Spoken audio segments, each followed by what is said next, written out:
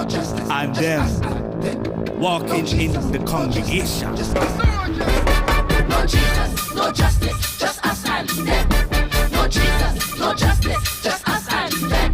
No Jesus, no justice, just us and them. No Jesus, no justice, just us and them. So many black bodies subjected to the bullet. Slave catcher's boot protected by the badge. Slapped in the jaw by the hands of the law. No Jesus, no justice, just us on them. No Jesus, no justice, just us on them. So many uprisings. Over 400 years. Knee to the neck like a knife to the wind. Okay, we're back. We're back again with iFarrell, and this time we're on audio connection. So we're going to continue from where we left off. So you can go through iFarrell. Right, man. I was reading a poem for George Floyd, which is called "Breathe." So I'll start that from the top. Or did I do the George Floyd poem already? Would you like me to read over that one, or? Yeah, man, you can read over that one. You can read it over. No problem. Right. It over. So we were doing a poem called "Breathe," which is dedicated to George Floyd. This is a Sestina poem made up of 6 verses, and I'm working with 6 words throughout the poem that reoccur in each verse, and in the last 7th verse, which is made up of 3 lines. The words are reoccurring. And the words are slavery, breathe, justice, race, equal, and liberty. All very strong, relevant words. So here's the poem. These times remind us of the days of slavery, when our ancestors struggled to catch their own breath, their necks strung way up on limbs of broken justice. The weight of white knees crushed the necks of the black race. Without apology, rules and rights not equal, secured in their pockets the keys to liberty. Black feet march in peaceful protest, liberated from the shackles and chains, still running from the slave catcher's bullet and badge, knows no equality. Hopeless despair, centuries unable to breathe, so much trauma built up in the bones of the race, gangrene infected black human rights and justice. For over 400 years of bitter injustice, generations deprived of their liberation, a crooked system rigged to terrorize the race, intent to keep us locked up in states of slavery, block and bar, the road signs spell it clearly, black. Black is not an equal right. Colored people's challenge for equilibrium, reshuffle decks and power more room to breathe on white power and the planks of racism. This stop and shoot a nigger mindset, this racist system knocks us down, keeps us without equality, holds us on this path, that journey of the enslaved, makes a mockery of the scale of justice, imprison black folk away from home liberties, kneels on necks and broken backs until they can't breathe. Soon we'll reach that mountain top again and again breathe God's fresh air, united as one Nubian race, determined to embrace its own liberation in hallways and highways, knowing all to be equal. We dust off the bias scales, off the eyes of injustice, halt the evolution of modern slavery. Slave children marching on for their own right to breathe. They gasp for true justice, revive hope in the black race as equals quenching their thirst for liberation. Yeah, got through it. Yes, that yes. was Breathe, a sustainer for George Floyd. Mm-hmm. Yeah, man, as I was saying, we need hope like that because they are now in the jury selection. And right. That's a difficult task because not yes, everyone going to be pleased when the selection is over, because most people are looking to see a majority of blacks on the jury, and so far is only one black person that have been selected. So let's see what happens for the next couple of days. And the poem Jefferson them is so apt for it. There is no justice, just us. Just us and them. Absolutely right, man. Just us and them. Right. So we're in this pandemic, and this pandemic has opened up a lot of sores. Pandemic has opened up a lot of sores. A lot of cans of worry, of worms and worry. This one's called lockdown. And just playing around with some word song and stuff. Just when we were readying ourselves to fly, calamity coveted corner and crowd. A whirlwind flew, blown across borders, battling a curse of bats, betrayal, conspiracy on wings, contagious in flight, courting countertop surfaces we handle, wrist turns, knobs, everyday fingers, face, doors, the tongues, infectious as our cellular phone.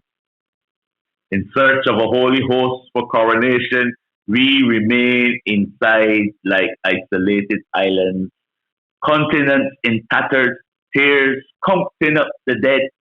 Ghosts and gangsters fled the dreaded streets surreal. The traffic of profit and loss locked down at home. There is a sober silence to the evening sun. All parties, public, private, on peaceful pause. From priest to puppet, practice social distance without handshakes and hugs. The mask becomes a friend. Quarantine desires, anxious and expectant, weigh in on curve and curfew, wash and wait and wait and wait. So that's lockdown from the experience of the early. As you mentioned, lockdown remind me of a movie I saw.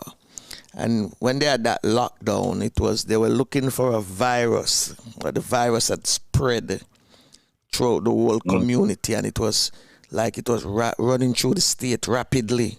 So they had to lock down that state so it don't go over into the other state. And then they send their their test workers over into the other state to make sure they start tests from the borderline to see if anything had reached over there, and then move back people from, So the guy was saying, no, you can't move back those who you catch at the borderline. You got to lock them down. Well, these experiences were like a year ago. I mean, we are now in March, huh? So a year ago, this was the journey started, and one of the poems that I would have written, say around April or so last year, was a poem called Real Time Streaming. And I want to read that for you now. Real Time Streaming is an interesting poem. I have two sisters who live in New York. Okay. One of them ended up having COVID and was lucky to get in a position where she had to to receive oxygen, and she was fortunate to be able to get that assistance, and she's fine now. Okay, good.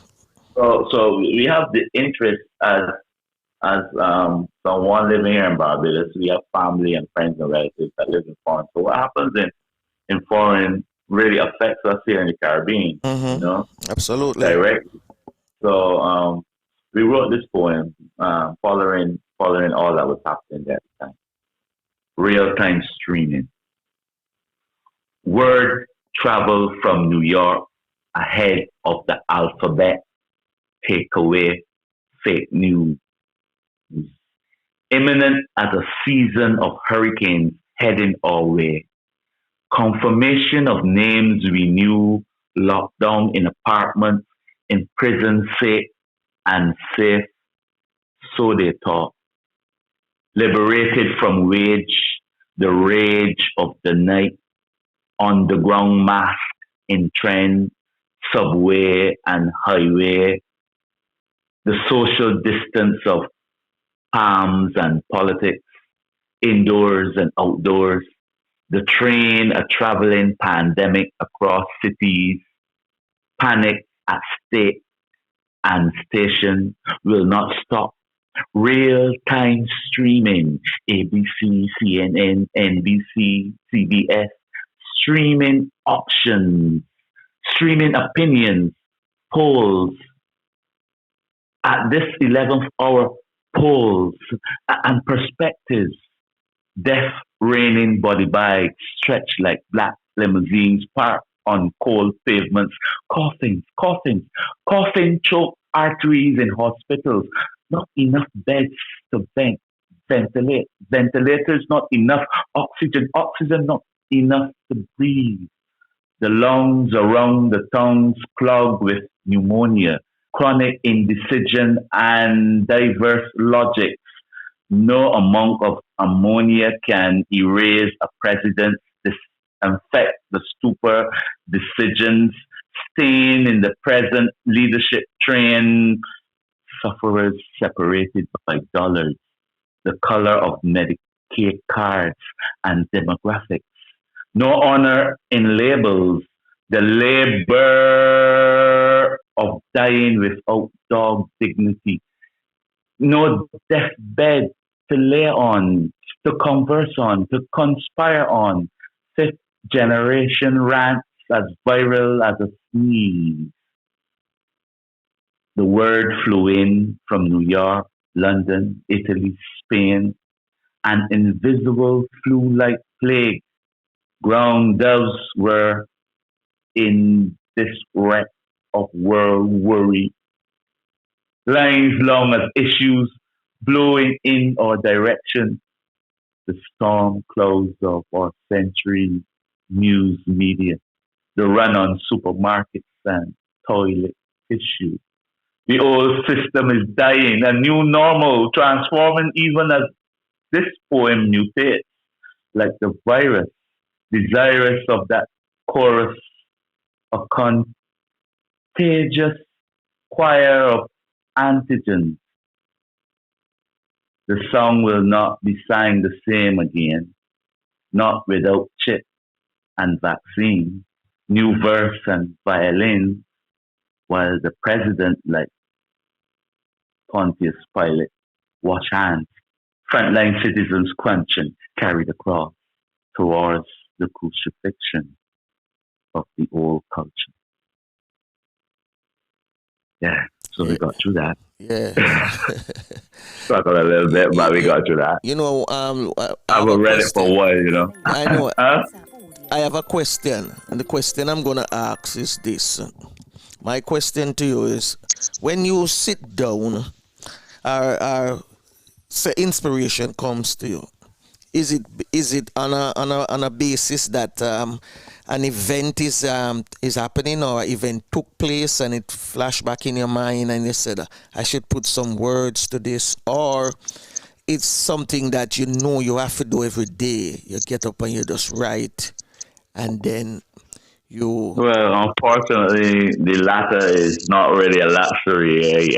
I can't just get up every day and write. Would love to do that. But it comes differently. A very good question, actually. It varies. I think the poems that I'm reading now, we're having this WhatsApp situation. You can hear me still, I hope. Yeah, man, I'm still hearing you. Yeah. What happens is that we were on the lockdown and I was home, and what else was there to do? Netflix,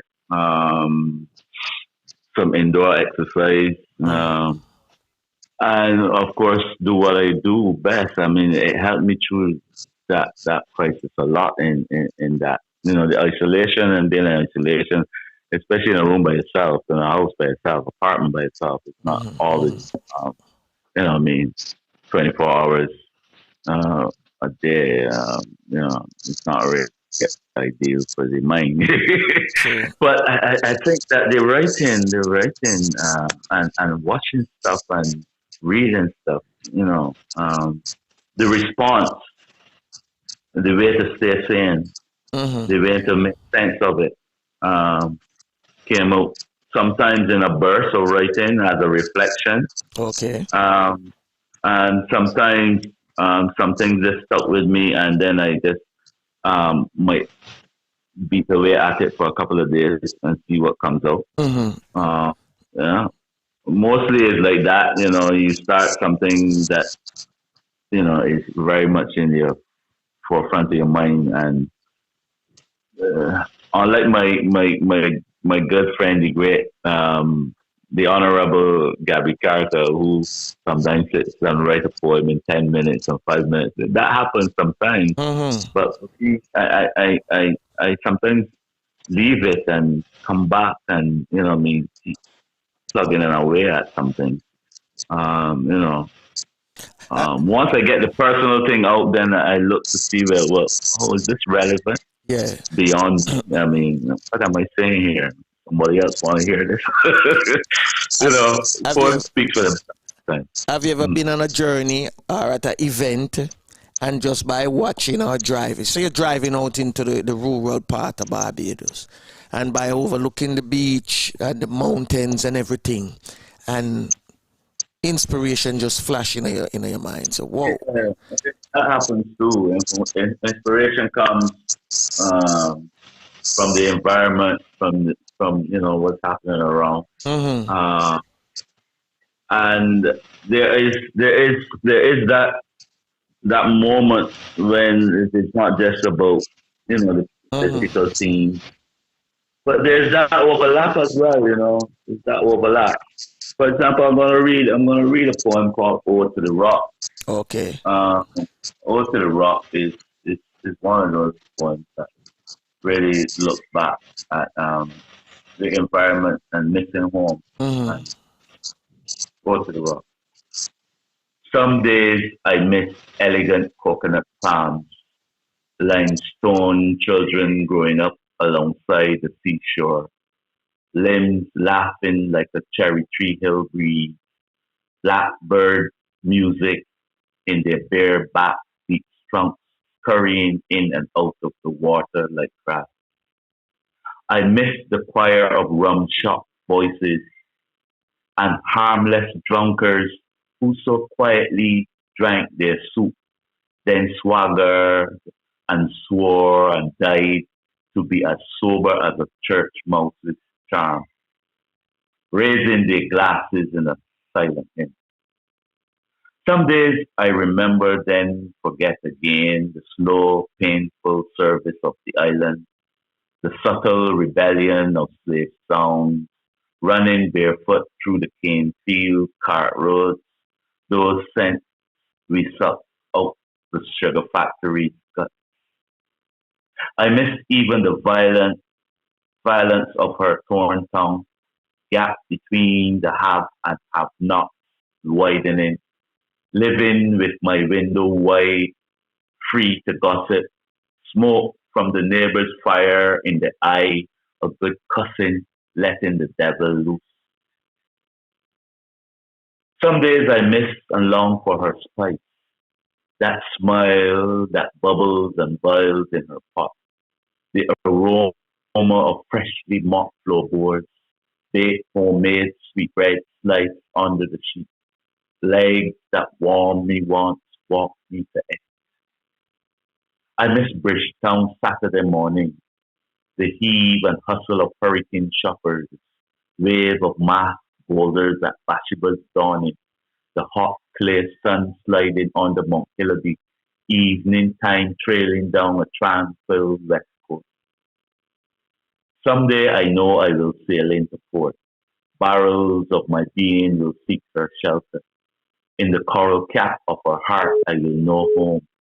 Reunite again dislocated dream. Like a bird to nest, I will cling to her bosom.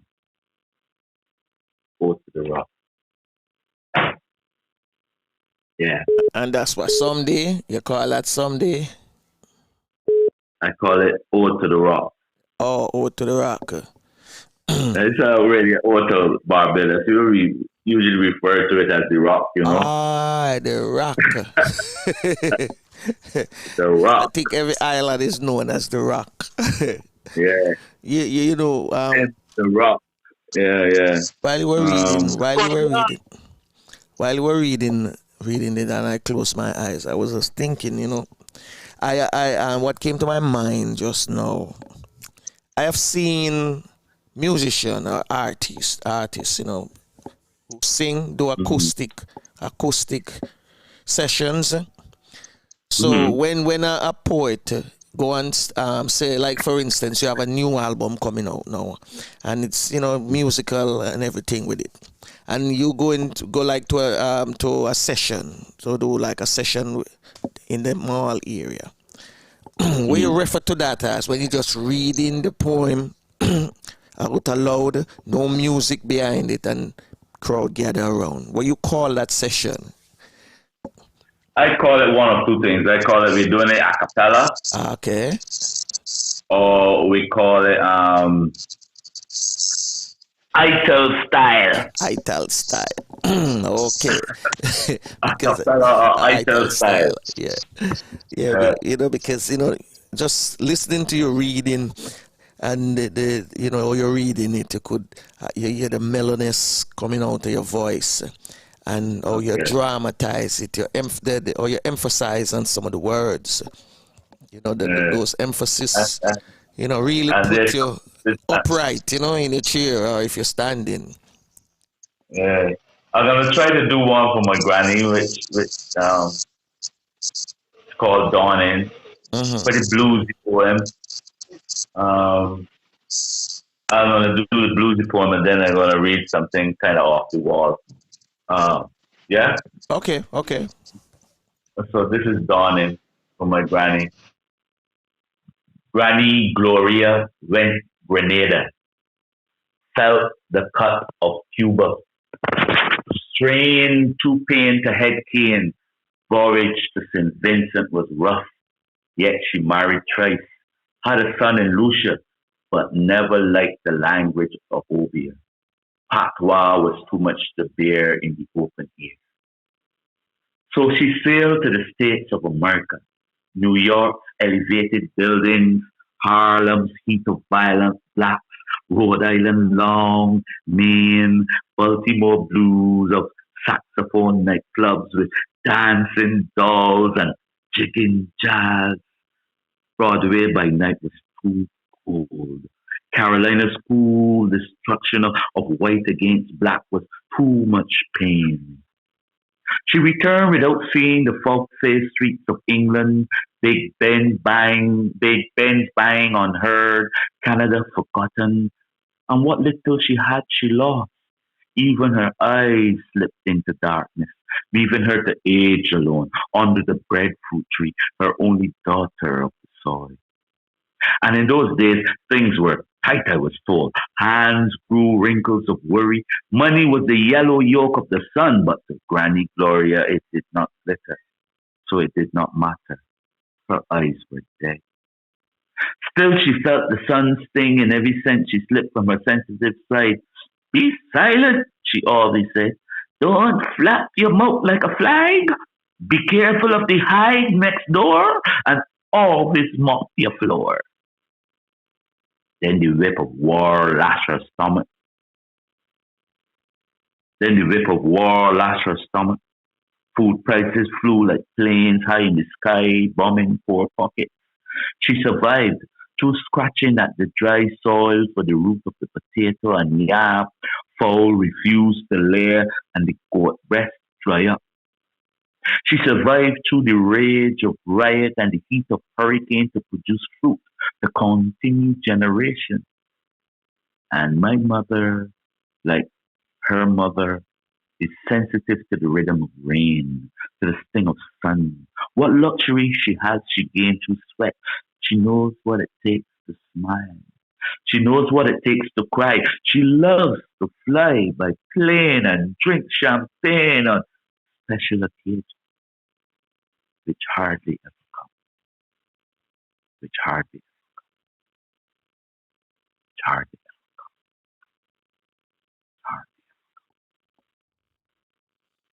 That was dawning. Granny. And I want to celebrate with a poem called Yam. Mm-hmm. It's an extension to Dawning. Yeah. Because it speaks to Granny again. Name Yam? What name? Yam? Yam. Oh, okay. Y-A-M. Yeah, yeah. She would place us on her lap, feeding us with her 5 fingers, forcing breadfruit and saltfish down our hungry eyes. Out of her darkest world, regrew limbs and stretched. She was blind to the starch in our bowl, but we saw the light in her forehead. Crushed yam we were in her calabash of dreams. She would stuff that sweet potato down our expectant faces, smell the raw hide of her hand against our heads when we strayed from her nourishment, stories falling from her lips, filling us up with the pride of ancestors, a taste of Africa and Garvey, a touch of tradition. We ate your soul, grandma. Distance loud, grand mourn you. I now house the furniture you once hung high in the roof of your heart. These prized possessions I unlock in your memory and to generations unborn. So that's the granny poem. Okay, man. I mean, with all of those memory, that sound like a memory lane jogging. Yeah, those are memory poems. Yeah, those are memory poems, really. Like a memory lane jogging. You know, I must look at it and say, as poet, somebody said something to me a while back now. So poet he would consider poet he's a young poet coming up at the time, and he said he would consider poets as people who love the earth. Them love the earth in such a way. He wouldn't put them in the term as environmentalists. Them just love Mother Earth. Yeah, well, again, it depends on depends on the poet's worldview and how he sees itself. I would say I would go beyond that. Mm-hmm. Not just the earth. Yeah. Poets love the universe. Okay. Poets love, they embody the universe, not just the earth, but the heavens as well. So there's no limit. For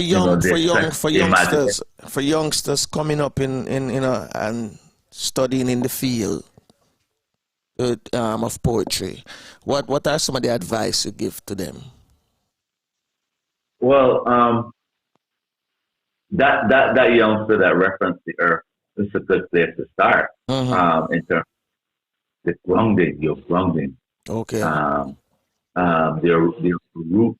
You need to find that root and understand that root. And above, you need to be conscious of the shoulders on which you stand as young poets. I have very high regard for those who, who have been strong influences um, um, locally here in Barbados and in the Caribbean and the world. So outside of having that grounding and that root buried in understanding yourself, understanding your nature and your nurturing.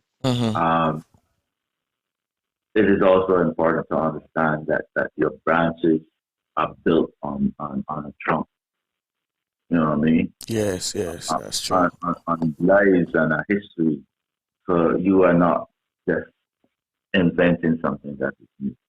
Outside of that, learn the craft. Learn the craft of writing. Learn as much as you can about writing and respect.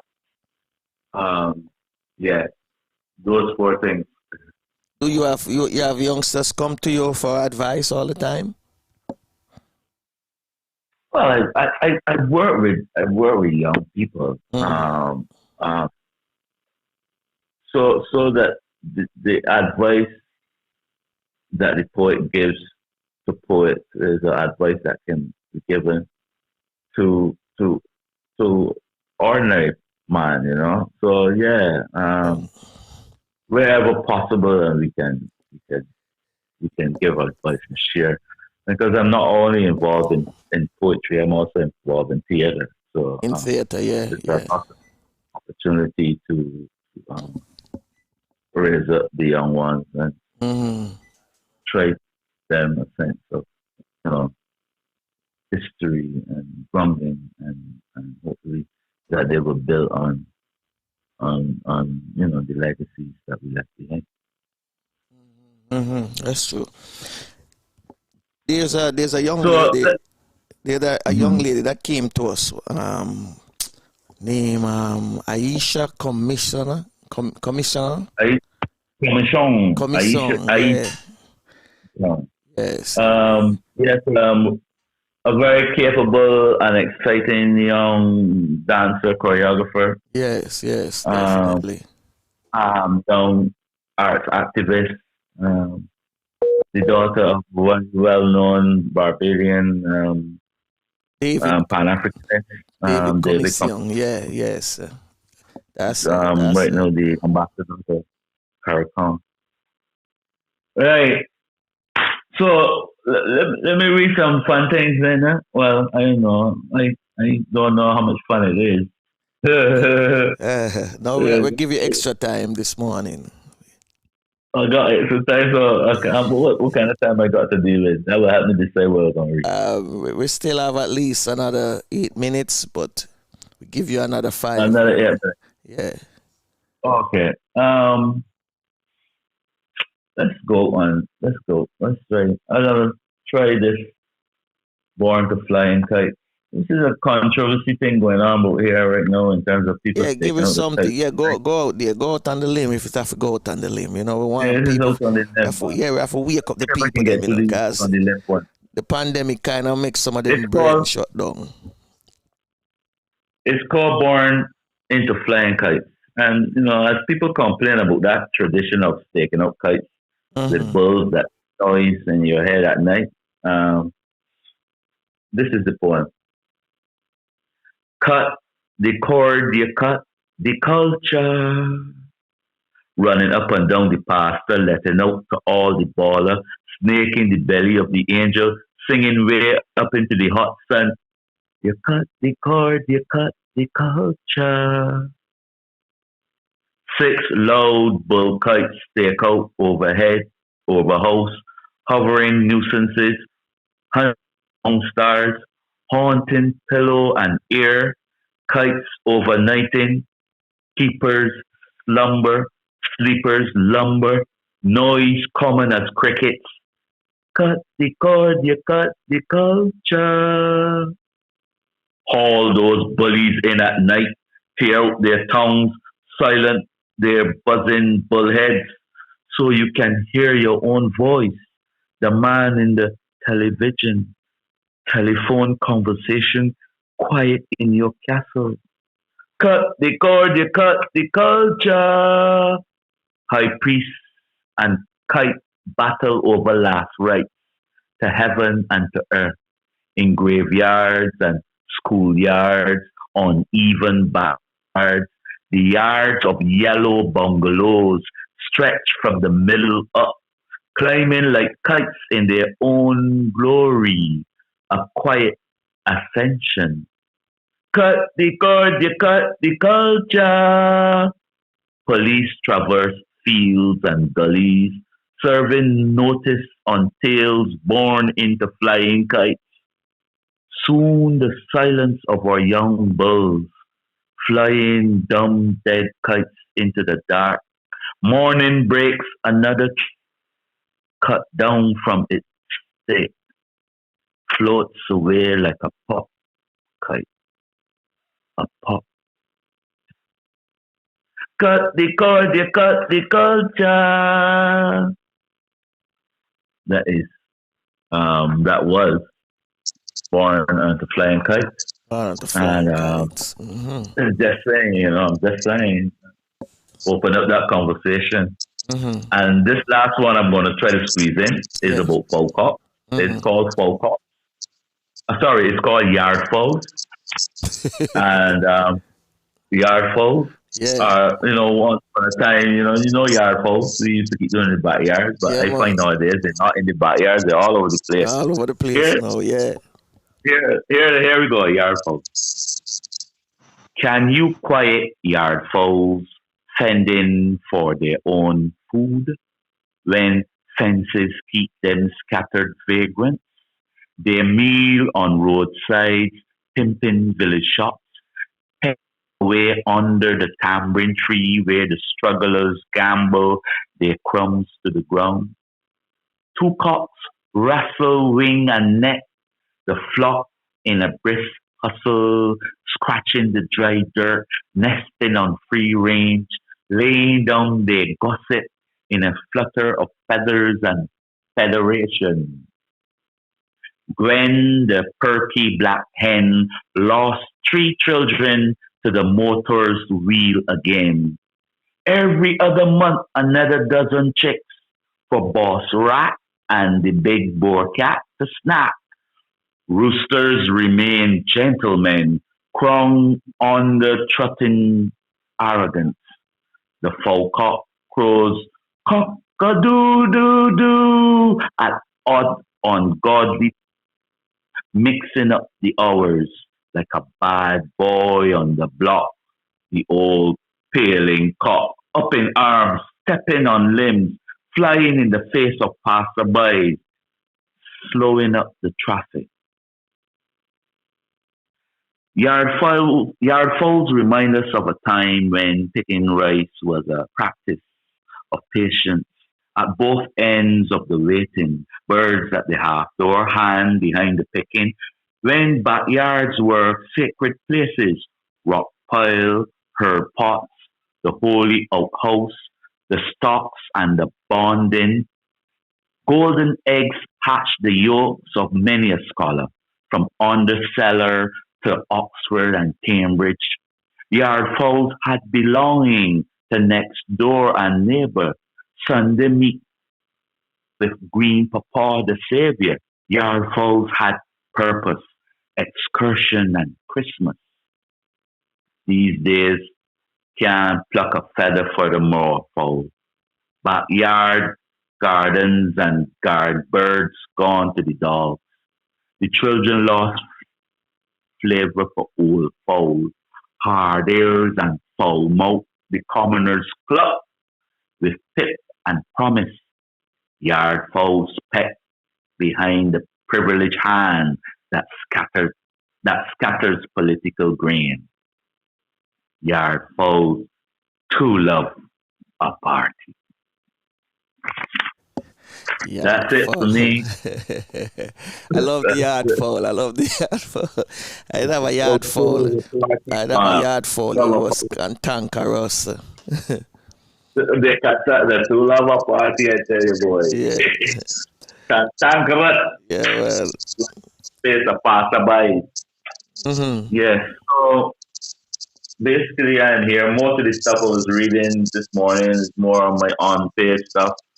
But of course, people could check my releases in terms of my rhythm poetry, what we call rhythm poetry in Barbados, or the poetry. Mm-hmm.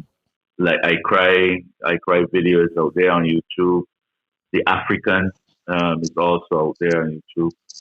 You can check me or follow me on my Instagram or Facebook page at iFarrell, I.Farrell, and we keep the train moving for as long as we can keep it moving. True. Thank you very much this morning, iFarrell, for blessed love, taking some time and for spending it with us. Yeah. Give thanks, man. Oh yes, Flavius, are you there? Yeah, man. Thank you very much. Thank you very much, Winston. Very much. Yes, I'm here. All right, and you guys are dead and happy, and that all is well.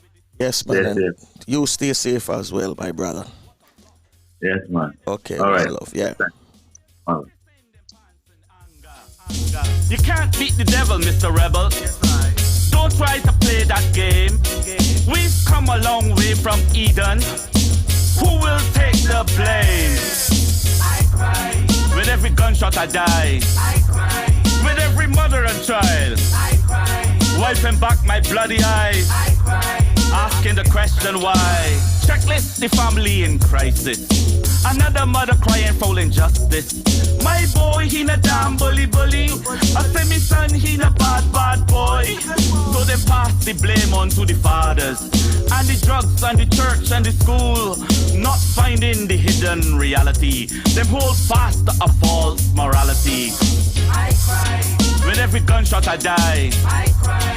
With every mother and child. I cry. Wiping back my bloody eyes. I cry. Asking the question why. The mood of the Negro community now is one of urgency. I think we've got to see that a riot is the language of the unheard. In the quiet of the night, pow pow, and the news in the air blows bitter. Another youth man, blam blam, means another baby day without a father. Is another young girl without a lover. It got to stop, sing this song for the mother. Mama, hold your belly, band it tight, cause your son ain't coming home tonight.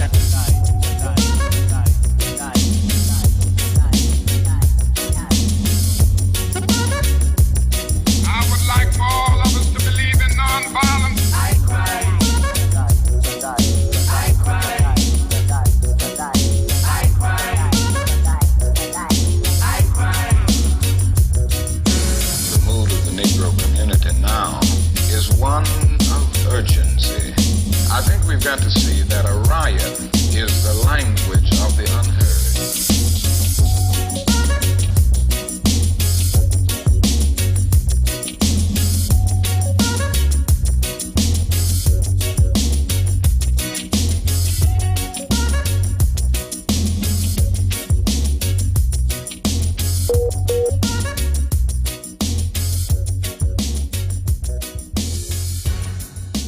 I Cry from Winston Farrell, aka iFarrell. Make sure you check out more of iFarrell. Flavius, you're here with me, and we're doing it for you on the Real Stuff podcast. Have you ever listened to Yard Fowl there? No, I just hear it. And answering a rooster? Mm-hmm. No, answering a rooster. Oh, no. Rooster crow every morning. Mm-hmm. But, just don't know how these things work. Don't know them work at all. Oh, yeah. I know a yard fowl, very cantankerous. That fowl was like a human being, you hear me? Chase you without a reason. I only know the dog used to chase. I never see fowl of, run off of people and try to pick them and things like that. Yeah, man. Yeah. Some really bad roosters, yeah. Or mother hen. Don't go close to when you have our kids then. True. So anyway, thank you for spending today with us as well as the week. We look forward for another week. Come next week, we do it all over again for you. We have a lot of interesting guests coming up as well. We want you to stick around with us for the month of March. You know, the month of March is designated as Women's Month. And of course, Flavius will be enlightening you with a whole lot of historical facts on women. When he is doing his famous Did You Know? So make sure you check out Did You Know every morning. Flavius give you Did You Know? Oh, yes. So until, on that note, what you have to say before we get out of here? No, I'm just saying that we are sticking with women for the entire month in the Did You Know section. Mm-hmm. You know? Because we have to celebrate our women. We have to. We must. And it's not like we have to stretch ourselves. You know, women has played a pivotal role in molding the Caribbean. They have done a tremendous job with us, starting with our own mothers, you know, put us where we are today. So we're going to be speaking about women all this month, True. Absolutely true. So with that, we're gonna get out of here. We ask you to take care of yourself, your loved ones, and do remember that prayer changes things regardless of what religion you belong to. You must pray. Continue to pray. Queen Lubafu to take us out along with Tafina with Take Care Yourself. You lead us so full. You belong far away away. Ajuguala Lebobu Seru. Lida Mua, Lida Sumpula. Lida Mua, Lida Sumpula.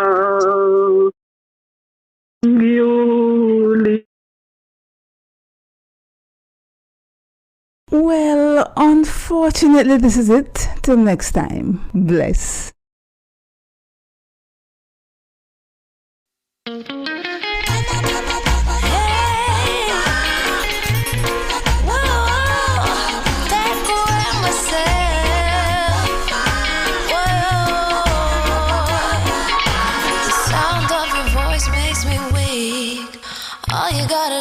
Just speak. One word is enough, and I'm no longer so rough. I forget what I was trying to say. I no longer do what I was gonna do, but you're no good for me. That's why me do what set me a pick a flee. Me I fi take away me say. Me I fi take away me say. Well, unfortunately, this is it. Till next time. Bless.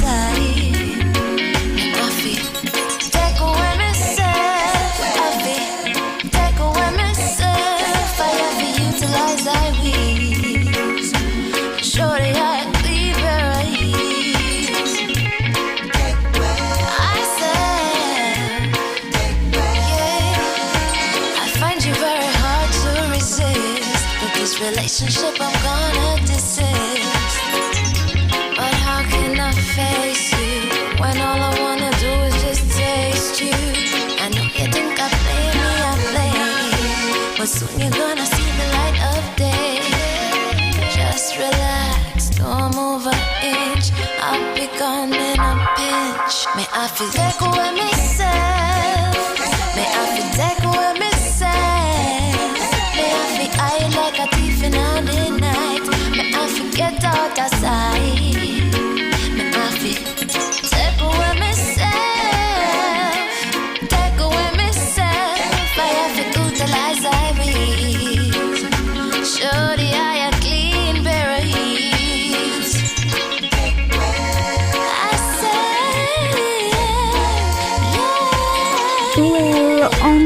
Unfortunately, this is it. Till next time. Bless.